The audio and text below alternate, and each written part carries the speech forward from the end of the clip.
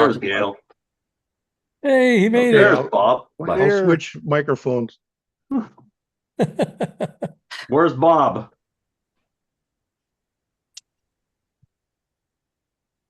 Okay, that was an experience. Yeah, that was different. It took me 14 minutes to get logged in. Boy. Well, my first mistake was I forgot to actually schedule the meeting in my Zoom. Um, so then when I finally got in, then after I scheduled it, then there was already people in it in the previous one, and then the magic circled back and forth. So, well, now I know better. Don't forget to schedule the meeting. Okay, let's see. Well, good morning, everybody. Good morning. Morning. So how many are going to Big Sur Marathon tomorrow?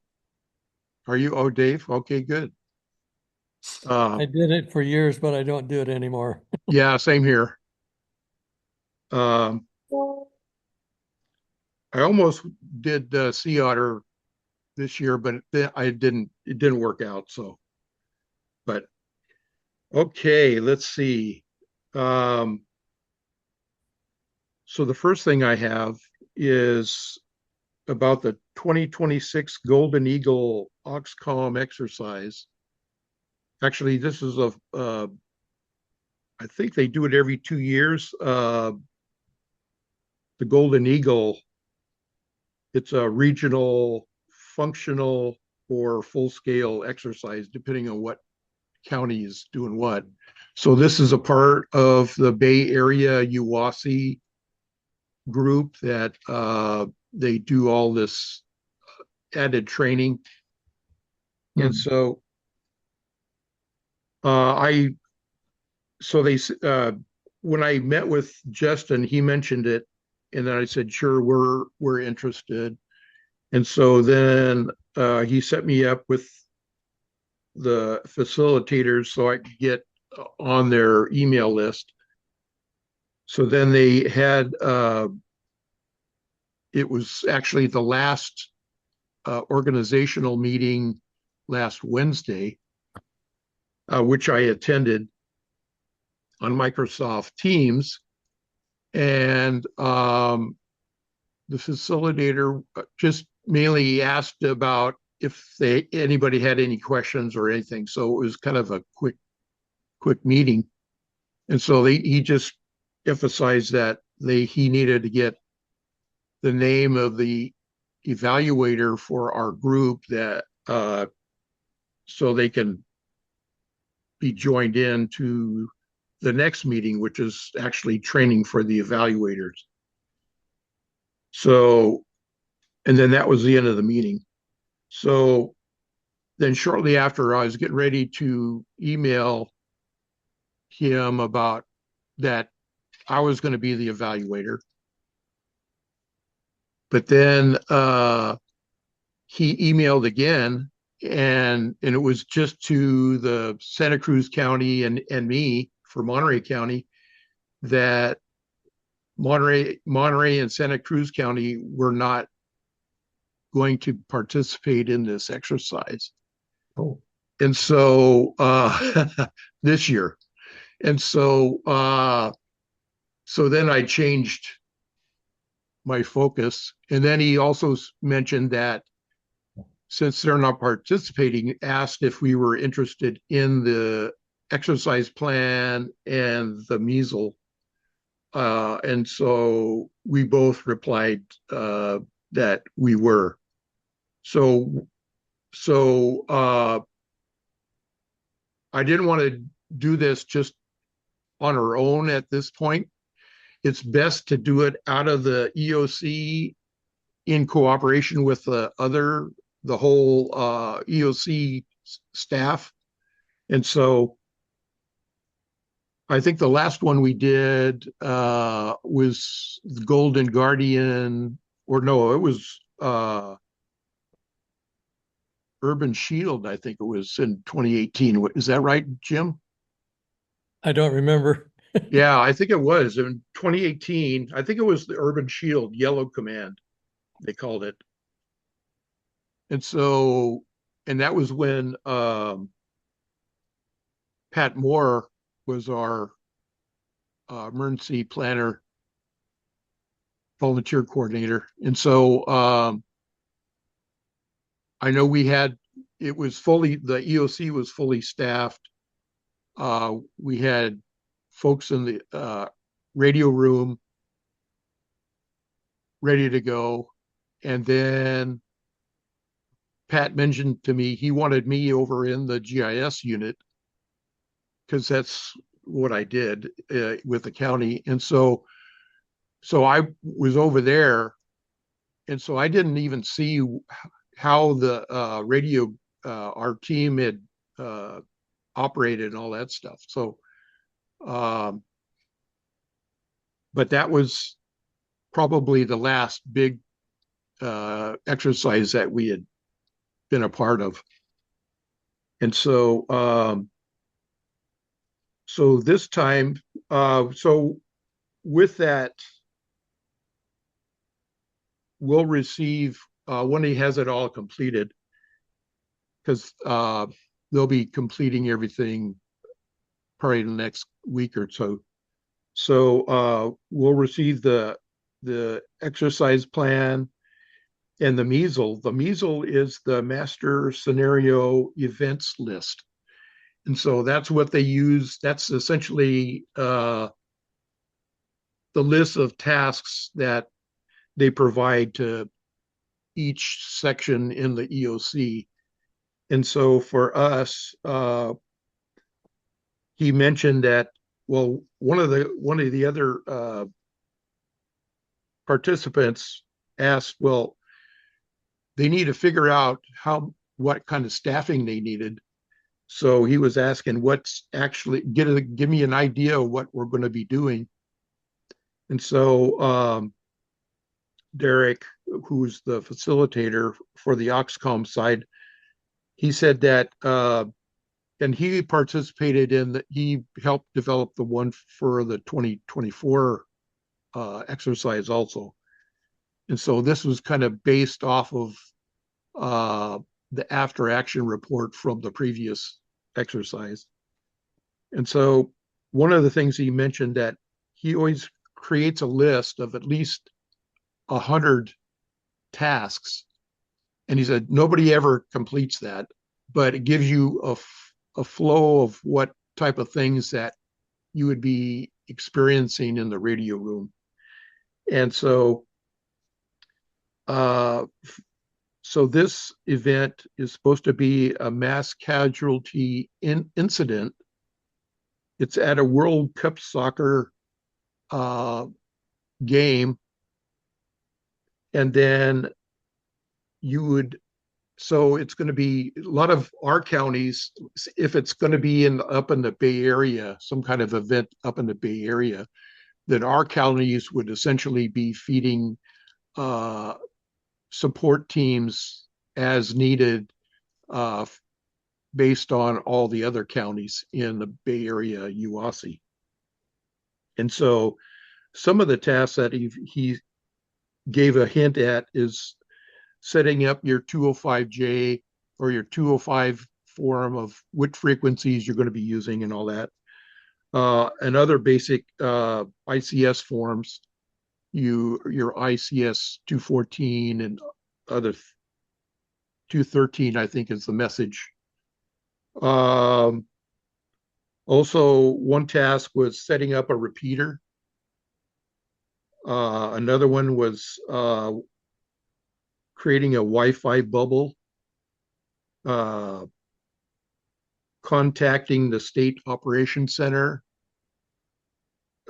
using WinLink for some functions, different things like that. So, and he said there's 100 different ones that you would go through, but you probably wouldn't have time. And it was going to be like from 8 to 4, I think, from what I understand. So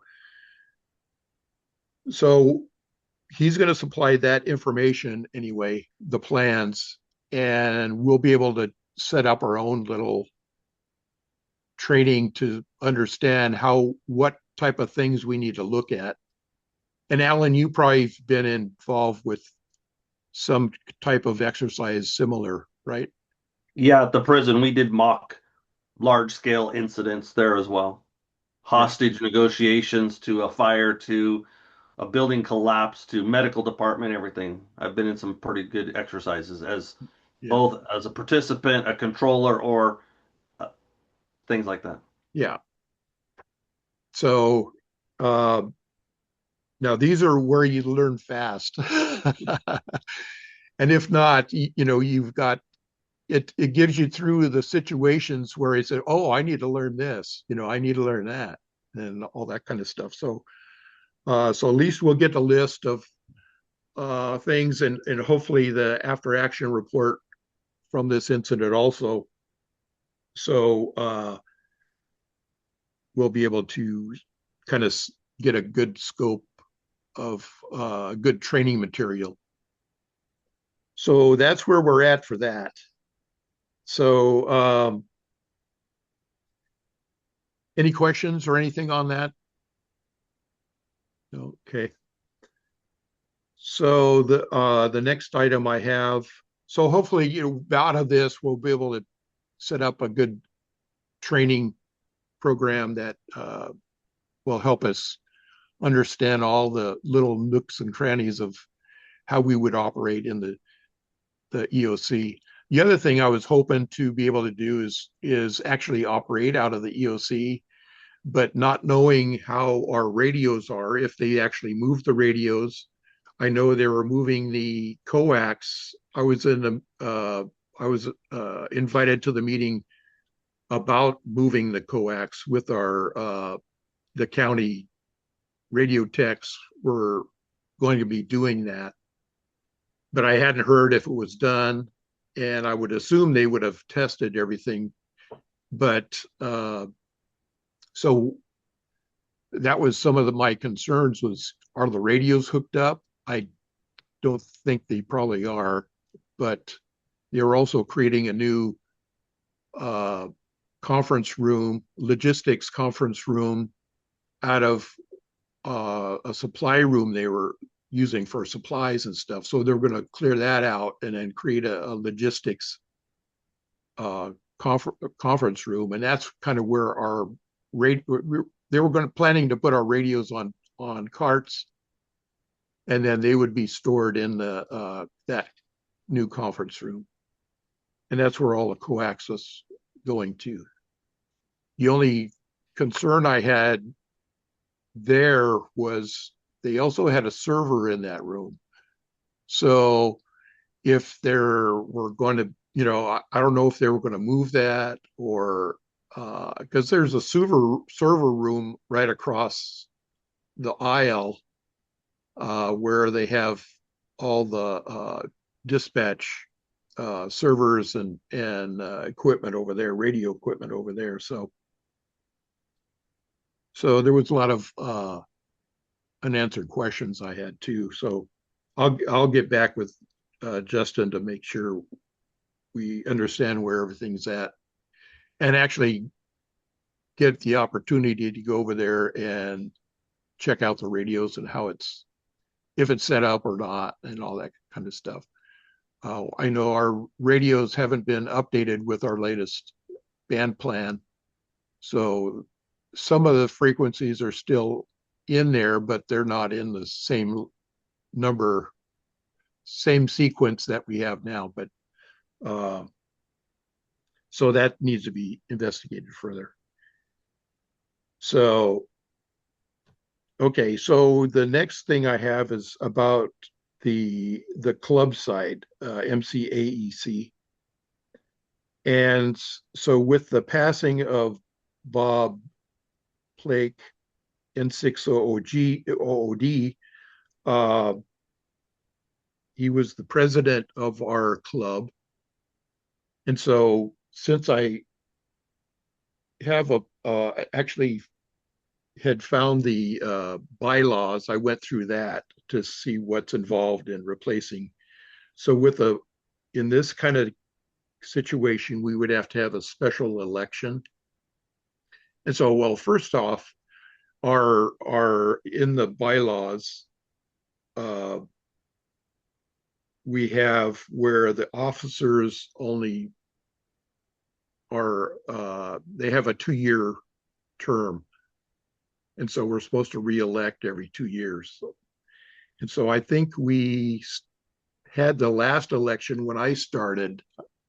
Is that right, Jim? It's been a long time ago. Yes. So it's been past the 2 years, and members could actually be an officer, I think, 2 terms in a row, from what I understand. So, um, but you could also be a officer a third time, but not the same officer. So, but there's some things after revisiting the bylaws again. There's a lot of things we need to update on that too. The first thing, the main thing is it has the original address from 2013, which was we had a PO box in Monterey. So that's changed a couple times. So now we need to update it to show that where it's currently. And there's a few other little typos and things like that.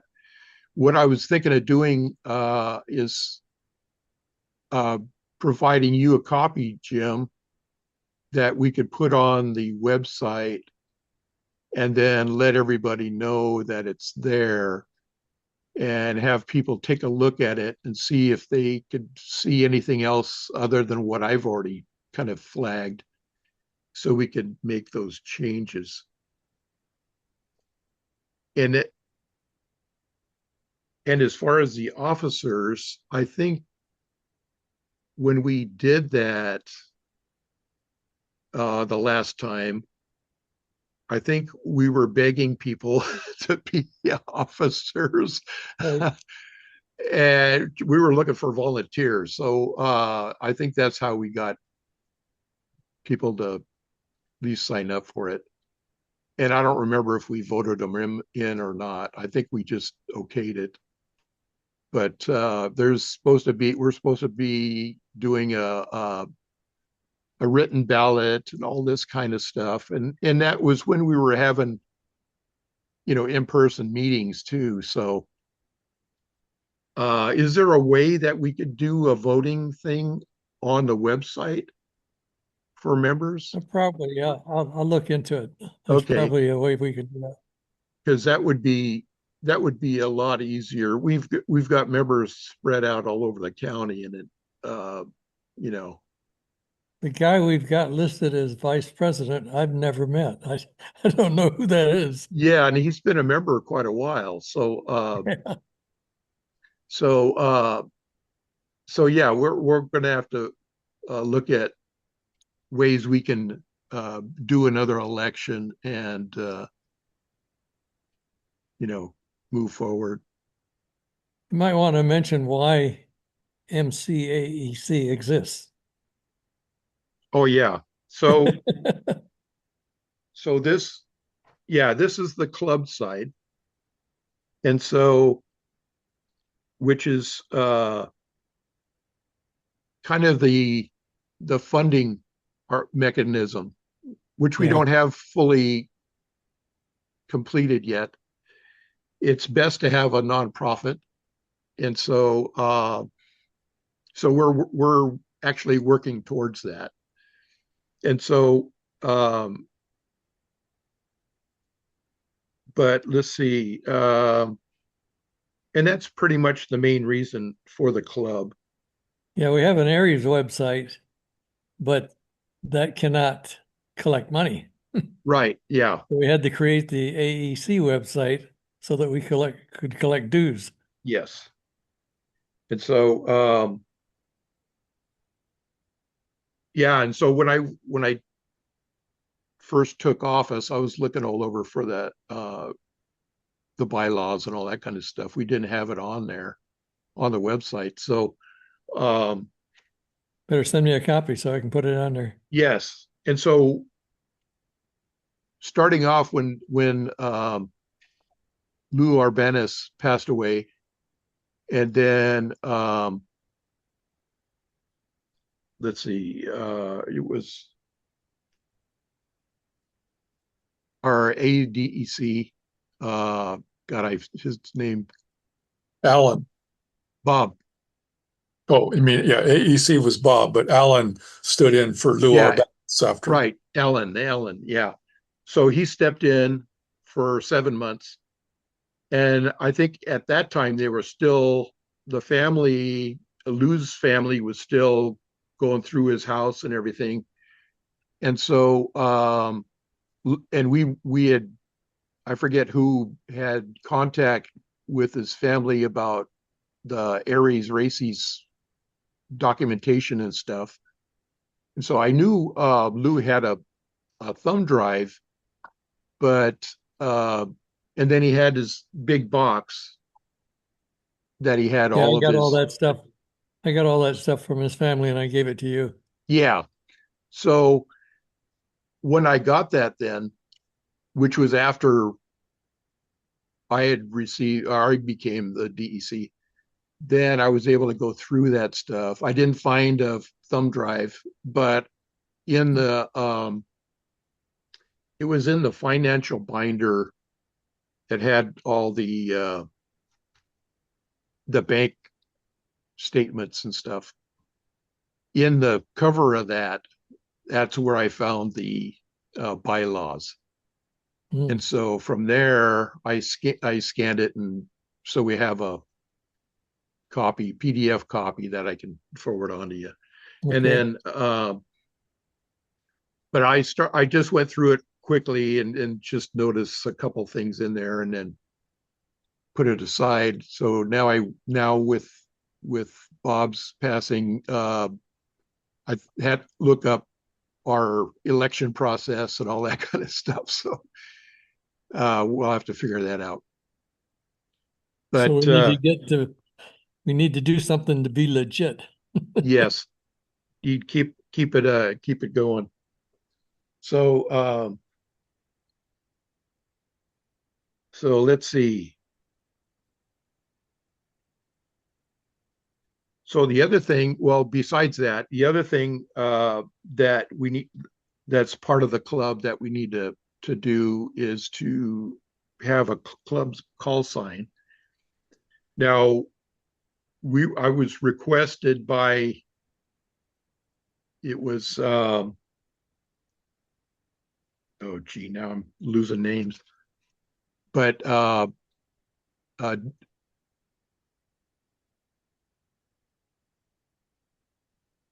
anyway, he was the previous club that was tied into ARES races, that they had the W6 UCS call sign. And so, and then he provided me the license for that and all this stuff, and then how that he wanted us to be able to carry that on. Well, I contacted a VEC down I think it's in Texas, that does all that kind of stuff. And so see what the requirements were to swap that over. He said, well, you have to have, a copy of your minutes showing that you voted on it and all this stuff. And so, which we had a meeting that I recorded, but I didn't have it transcripted. And so I'd have to transcript all that stuff showing that we had voted for that before I could even get started with the paperwork side. But with my limited time, I wasn't able to really take care of that. Dave, let's see, K4DA, I think it is, mentioned to me that he has done that stuff before. He was happy to help us do that, but he said probably the easiest thing to do is just to apply for a call sign. And then we would get the standard generic call sign for our club. And then once we have that, we would have to have that for the other one anyway, uh, Oh, to yeah. to swap the call sign over. So, but then from there, then we can just go in and get a vanity call sign of our choosing to go from there. It'd be a lot faster and easier. So I'm kind of leaning to do that. We could possibly get like a W6 AEC or something to that regard. So we could still have a call sign that's related. So anybody have any comments about that or ideas, or go ahead, Liam. Yeah, so you've hit the nail on the head, because this is what Fremont Peak Repeater Association had to do. Although we failed in getting the call that we wanted, Right. Yeah. we got a close enough call. But that step that you mentioned, the club has to have a call sign first before anybody will talk to you. Right. Yeah. So yeah, that's the right step. Yeah.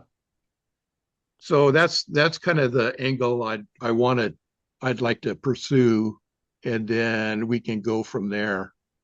Um, What was that other call sign? Was it UCS? yeah, W6 UCS. Was that Walt Del Conte? Yes. Yeah, that's it. Walt. Okay. Yeah, and so it was like Monterey Bay Amateur Communications or something like that. Mhm. The name of the club. I don't have that paper right here, but yeah, it was a different name, different people, the whole thing. So back in the 60s, I think it was. Wow. So I wanted to touch bases about that too. Um, so any more questions about that? And then we can look at the voting of officers and that kind of thing before we replace somebody.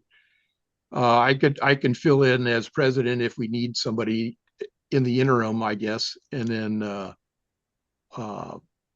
then we can do a regular vote once we Gail, figure out a way to do it. Go ahead. how many members are we talking about right now that is part of the Monterey County ARES Races group that we're currently? Is it just the six of us, or how many members are actually That's a out good there? question, because we have what is it, about 50 or so on Groups.io. Yeah, I probably had that. Yeah, I got an older sheet that I was trying to use. I was using, uh, and so from there's only a few that actually filled out an ARES application, and so and then there we had several that moved away or passed away, and so I'm guessing at this point, as far as the races side, that's why I put out the email about who was interested in that directly, so I can create a new list of those operators. And so I think right now we've got, well, as part of ARES, we're probably less than 20. So, but as far as the races side, we're probably around a half a dozen or so. And so, which would be enough to operate at least the EOC, and then possibly members at served agencies if needed. And then we would need to call in. We don't have enough as replacements if it extends into more than one day. And so that's that would be the thing where we would need, because typically they would have a 12-hour day in the EOC. And so last time I was in there was for the Soberanes fire. And again, I was in the GIS unit. So then I was replacing county members on the weekends. And so I did 3 weekends in a row, and we were only doing 8-hour days then. So So I was just going back to the election process of our officers for the ARES Races group, right? The okay, Monterey County Amateur Emergency well, Coordinators group. that would be for The foundation. the club, the MCAEC. So yeah, that's where it gets confusing. So I'm the lead of the ARES, kind of ARES racy side, which is the ARRL club essentially, and then we have to have a separate club for taking monies, and essentially once we become a nonprofit, that would be the governing board. We would have a governing board for the nonprofit Okay. under that group. So, so yeah, I was spinning my head too, trying to figure out how this is supposed to work. So, Well, send me anything you want updated on the MCAEC okay, website. so I'll and send a copy of the bylaws as we have them, constitution and bylaws. And I'll so, look into a way to collect votes on the website. okay, that'd be great. So, any questions about anything up to now? Okay. The next thing I was going to mention is I received information about they're doing Pacificon. They sent out information about Pacificon up at the San Ramon Marriott Hotel. Registration is open now at the www.pacificon.org website, and they have a special link there for reserving a room if you want to spend the night over there. That gives you a discount and stuff. So that's the Pacificon is the 3rd weekend in October, which is the 16th through the 18th. And so so that's our West Coast kind of ham convention. And so Hey, there's there Bob. you are, Barb. Good morning. Sorry about that. And so usually I know Mark Goldman, he usually goes up there, and some of the others. And now, Bob, do you go to Pacificon? I did last year, but last year I just went to the Friday antenna seminar, but that was kind of a shall we say waste of expenses. So I may go again this year. It all depends. Okay. Yeah, they said they did mention that, let's see, the attendance last year was up 20%. So so it was pretty successful, I guess. So I only go on the swap meet day. yeah, yeah. I haven't been to one of those in a while. So with that, that's all I have at this point. The next meeting is going to be May 23rd, because our regular day, I'm going to be out at CSUMB for the commencement, and I'll be in their EOC over there monitoring because they have their commencement over at the rodeo grounds in Salinas. Oh, wow. So most of our police officers go over there to assist, and then they have staff set up over there. And then they have Salinas Fire, which that's what I do is I monitor the Salinas Fire frequency to see if anything goes on. And then and then we just watch it on the video feed, and that's about it. So, but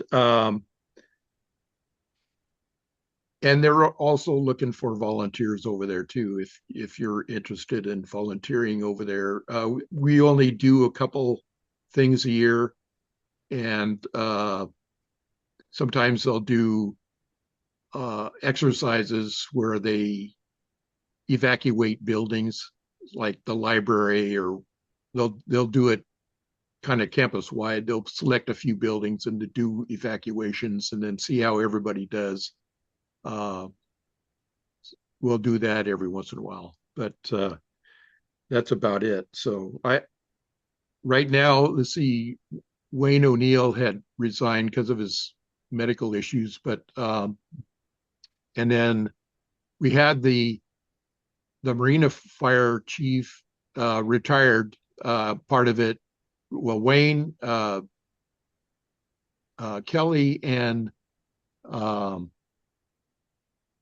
then another Marina Fire Chief. He was division chief as volunteer. They were on the drone. They were drone pilots, and so we still have one, Brad Hinckley, that's volunteer with me, and then myself. So that's the only volunteers we have at the moment. But in that, they, as radio operators, they give us a police call sign, and so if need be, they would give us a radio to use for any incident that might need to be taken care of. So that's the volunteer stuff. So that's all I have at this point. Any questions or any other ideas or comments? Or I just have one about meeting times and location. Sorry, Liam. The third Saturday is usually a very bad Saturday for me. It just so happens I'm available today. Okay. But a lot of the third Saturdays, I'm not available for our meetings because it conflicts with another event that I'm doing. So Okay. unless we propose another meeting time and location for this, Yeah. this fourth one works great. Okay. That's a good, because that I'm always, as long as I'm in, well, the April one we do because we don't want conflict with the Sea Otter Classic and the Big Sur Marathon. But the May one we could move around as needed, and as long as I'm a volunteer over at CSU, that'll be a conflict for me too. So Yeah, just the third Saturdays just doesn't work for me. okay, so we could try the fourth works great. If I could put a proposal out there to move this meeting to the fourth Saturday, would be awesome. Yeah, and we can do that, and that would be fairly easy to do, right, Jim? Yeah. Okay. So let's go ahead and do that. Make that a change to the fourth meeting. I need to I'll double change check. the notification system to the fourth Saturday. Perfect. Thank you, guys. Yeah. Let me make sure I don't have. Yeah. Check your calendar. Yeah. We'll have No, to I change just the net script too. I just Yeah. have a I just have a soccer game that evening. So yeah, we're good. So May 30th. Let me get my pen. May 30th. No, it still would be the 23rd. Yeah, it stays as the 23rd. It's the 4th. So It would there's be 5 June Saturdays 20. in May. It would be June 27th would be the fourth one in June. That's field day day. Well, see, let's see, the original one is, oh, it would be the third one, on the 20th. Ah, And May this third would have been the 16th. You've got it set for the 23rd, which is the 4th. right. Yeah, because the 16th, I have a conflict there. So, um, Yeah, we've already changed that one. yeah. Let's see. So, May, we could move it to the 30th, No, right? May's fine. May's fine. On the 23rd? Yeah. Okay. The fourth weekend's fine for him. Be right back, guys. Okay. June would be So, a problem because that's field day. Hello. yeah, June would be a problem. So, Or that'll be a training day. and then the 13th, I'm going to be out of town. Ugh. So, let's Okay, see. let's just play it by ear then. Okay. So we can, yeah. So if we need a meeting, we could just not have a meeting. And if we do need one, we could just make something during the week or something. But I don't anticipate too much activity there. Just make it an agenda item for the May meeting. Okay, that's good.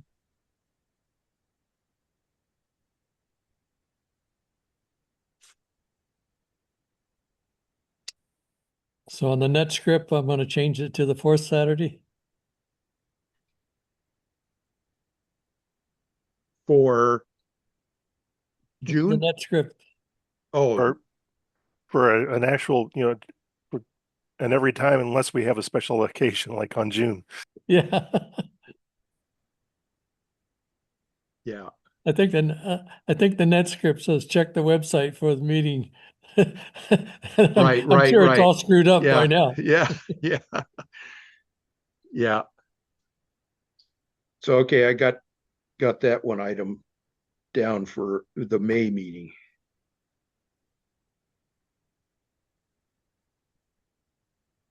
Okay. Thank you. And I think the others probably are okay. Well, let's see. What do I do? I've got, what did I do there? Oh, okay. I'm not looking at right date. Yeah, July is the 18th, which is the third. So we had standardized on the third Saturday. So we could change it to the second Saturday if you want. But we could That'd work. The 25th in July would work. Yeah, 25th or the 11th. The only one's the problem right now with the fourth Saturday is June because of field day. Yeah, right. And we just don't have to have a meeting that month. Yeah. Yeah, And we can sounds like a good solution. we could do it It's just all a on training day. It's a training day. We're all out playing with our radios. yeah, right. Yeah. So we could just use Groups.io for any issues, and so go from there. Does Bob have any update on the repeaters? I was just going to ask if you got time. Sorry, I'm late, but Sure. I No. have a couple questions and some information. Okay. I got a call a couple days ago from Juan down at Yesu in Southern California. They were able to repair the repeater, and it was exactly as we expected. The final module in the transmit radio had died from overheating, and it overheated because the internal fan quit. And the internal fan quit because what I found was correct, that the toroid that they mounted on the fan motor wires, they mounted it next to the fan, and the vibration of that extra weight broke the wire off inside the fan. So they said, thank you very much for showing us a weakness in these things. And then in the new ones, we will make sure we don't do that. And if you know anybody that's got one, you might want to tell them how to fix it. Okay, well, so that's why what we're going to do is we're going to make a trip up. The next trip up to Fremont Peak, we're going to take our two DR1 repeaters up there and open them up and tie wrap up the toroid so that it isn't bouncing around on the motor leads. Matter of fact, they put it in the wrong spot. They put it next to the motor, whereas it should be next to the hole through the transmitter radio compartment so that the RF doesn't get onto the wires and leak out. But anyway, they are fixing it. Matter of fact, it is done. They have it boxed up. They're going to send me an invoice first of the week, and we'll get the money from the club. And then what I'll do is we'll just leave the one that's down there. We'll just swap them out, Yeah. and I'll keep the old one. And as a matter of fact, if any of you remember a gentleman here, Leonard Gentry, Dime 6 OPI, who passed away a couple years ago from a tree falling down. His repeater went off the air and has been off the air. And there was a local gentleman in Capitola who was trying to put a repeater back on that pair. And he gave up for lack of hardware. Well, I've got Leonard's old duplexer, which is now tuned back up on that OPI frequency. And as soon as that repeater gets back, we're going to stick it on the air around here back on Leonard's old pair. I don't know where yet, and I don't know what call sign it'll be on, but it'll be another standalone repeater in the area for use. Or we could make it mobile, portable, whatever. But that's better than just sitting around on a shelf. So, and the pair is available. So anyway, that's what's going on with the repeaters up on the hill. Alan, I believe everything is working okay down there. Yes, it's been working really great. Have you heard any more from any of the guys at Hunter Liggett on what's happening with the air conditioner? No, I have not. That's actually been on my list. Yeah, Email him. we probably need to get a hold of the radio station engineer and let him know that their stuff may be cooking up there. That and then the clearing the brush off those propane tanks is now that we're into the heat and summertime, that's got to be done. Anyway, that's it on those. We have full internet access now up on Fremont Peak to anything that FPRA wants to do with it. KSBW says, hey, how about some free internet? And we have a Cat 5 cable now run to our rack. And he told me the other day that they connected it up. So we have 100 megabit roughly up and down hardwired internet for whatever we want to do with it. So I'm trying to put the word out that if anybody has any great ideas, submit them so we can have a Zoom, as I call it, pie in the sky meeting and talk about what things do we want to do, can we do, that sort of thing. So anyway, other than that, I believe it worked pretty good for the Sea Otter Classic where we separated the two. So that's just capability that the system's got now, thanks to the man in the dark over there with the weather vane running behind him. Anyway, so yeah, if anybody has any ideas, things that they would like to see changed, added, done, whatever, please speak up, send in an email, let me know, and we'll publish it out there. But other than that, we did find the problem. And oh, by the way, Alan, that repeater that went down there that you guys all got put up there on the hill, it does have the mod in it for holding the toroid so that the fan can't break. So when I heard that, when I saw it in the other one, I immediately put it into that one before you guys took it down there and put it up there. So it is good to go. Okay. Have you had a conversation with the ASU about the fact that their design caused the problem, so the repair should be free? I suggested that idea. Yes. Now, that may be a reason why I have not seen an invoice yet. We'll see if they're actually going to charge us for the repair. There's a couple things that could happen. One, they could say, okay, so much for parts, so much for shop labor, and then, shipping it back. Well, I expect they're going to charge us for shipping it. But because I sent them pictures and how I tested it, and that it is what I would classify as a design flaw.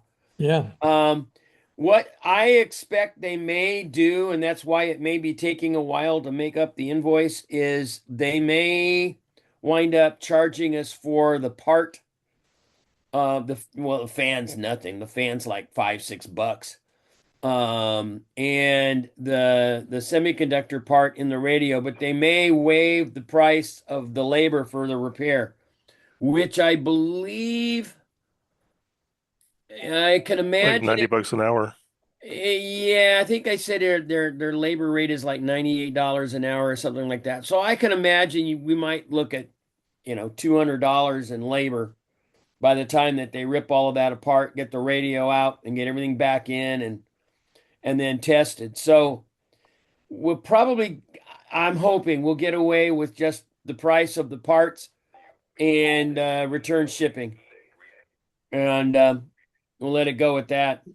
So anyway, that's it. One other question I had was when was the last time anybody was into the Monterey County EOC and actually saw where the radio drops are located? Well, I was in the meeting with the county radio techs, with Jeff Ackerman, one of them, and they showed me where they were going to come in the next room. It was essentially moving from one room to the next room. Okay. So so I haven't been in there since that meeting. Has So anybody taken those radios that were in there and actually connected them up somewhere and checked them out? no. So So that's years, right? yes, that's next on my list. Now that we were reconnected and Justin's ready to get us reinstated and with our cards and everything. So that's one thing we have to do. But what about access to the room and the equipment? Well, that's going to be a part of it. So Okay. so yeah, that's in the works. That's a good segue because even like to get to Natividad, I found out where that room is at in that back hallway. What would be the access of getting into our hospitals? Well, speaking of hospitals, since Watsonville Hospital is its own independent facility now, all of the all of the radio equipment, a power supply, and a radio that were in the communications room in the ER, they have been removed. I told them to remove them because the other use for that room is if an ambulance support team in the field has to discuss a deceased patient with a doctor to get signature authority. They have to do it in that room on a secure phone, and no one else can be in there. So if you're sitting in there trying to work the radio, and a call comes in, you can't work the radio. So the point being is that stuff has all been removed. It's going to go into a portable road case, and it's going to be stored up in the administrative boardroom, so that depending on if wherever in the hospital, because there's like 6, 7 different locations they might do this, wherever they set up their command post for an emergency operation, That's where the radio stuff would be transported to. And then it would just, all it'd have to do is just connect to the repeater on the one of the repeaters on the roof, and that would get them into Santa Cruz. So that's what's changing at Watsonville. It's going to be completely mobile. In other words, you're going to grab the radio gear and go to wherever they want you to. Yeah, and So, what John Greathouse had done, all of our, well, except for the Me Memorial, I think they have the radio on a trailer, I mean on a cart. No, it was sitting on a desk when I met with the last emergency coordinator there. He is now Okay, gone, so we have right. a new emergency coordinator. It was Yeah, sitting in a back room in a spare office, just sitting there. The antenna terminates at the reception's desk in the front lobby. In yeah. the meantime, in all this conversation, they've actually done some remodel, so I don't know where it's terminating to in the front lobby at this time. Okay. Been in contact with the new emergency coordinator, and I was going to work with Liam to see if he can come down. We can get that radio reprogrammed and tested. Yeah. Yeah. And I've been to the Salinas Valley Memorial, I mean Salinas Valley Health now. Um, I there was a new radio they had. It's like the one we have in the EOC, Yaesu 400. And so I installed that and added our band plan to that thing.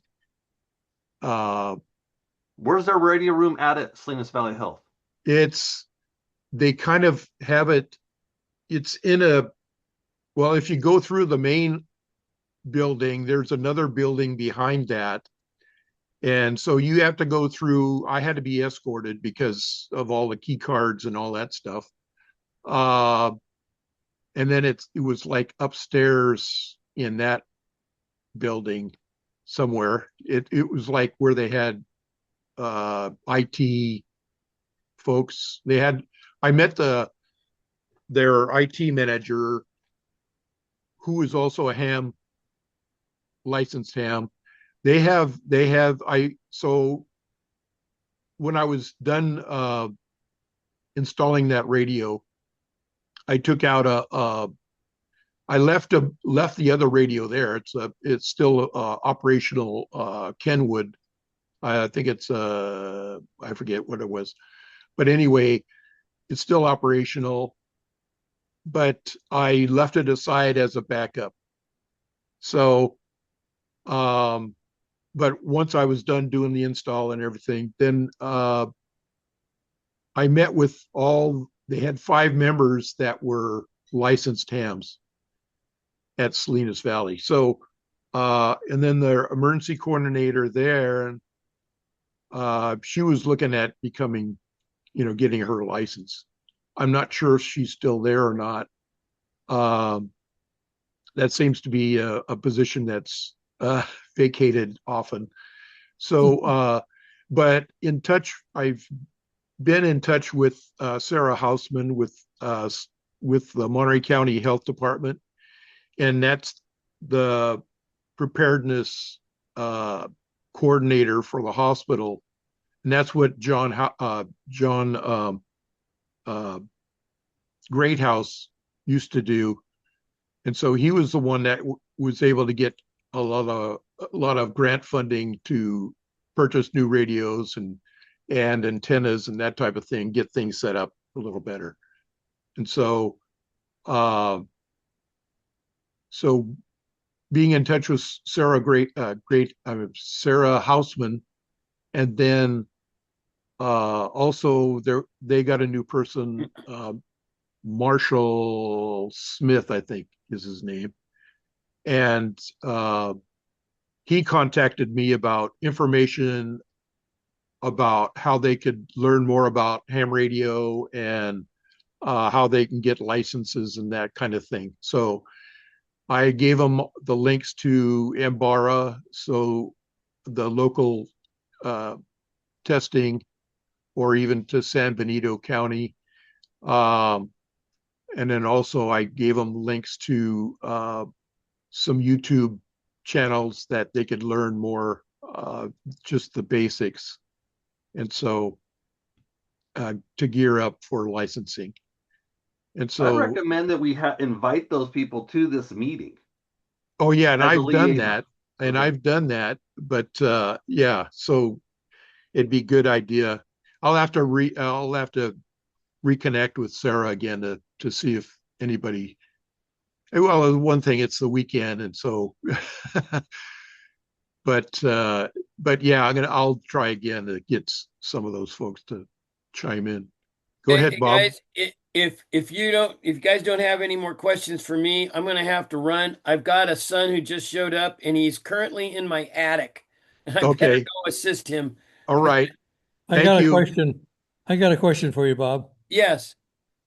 You have some kind of tracking camera because when you left the room, it followed you. Did you know I have a brand new MacBook Air laptop, and believe it or not, the cameras in the Mac laptops actually zoom up and down. They pan. They track you. It's flat now. How it's doing that, I don't know, but yeah, AI, yeah, AI. yeah. If you see, yeah, that's the laptop camera. So, Yeah. oh yeah, it's scary. Okay, all right, guys, I'm gonna have to bail. Okay. Thank you. Bob.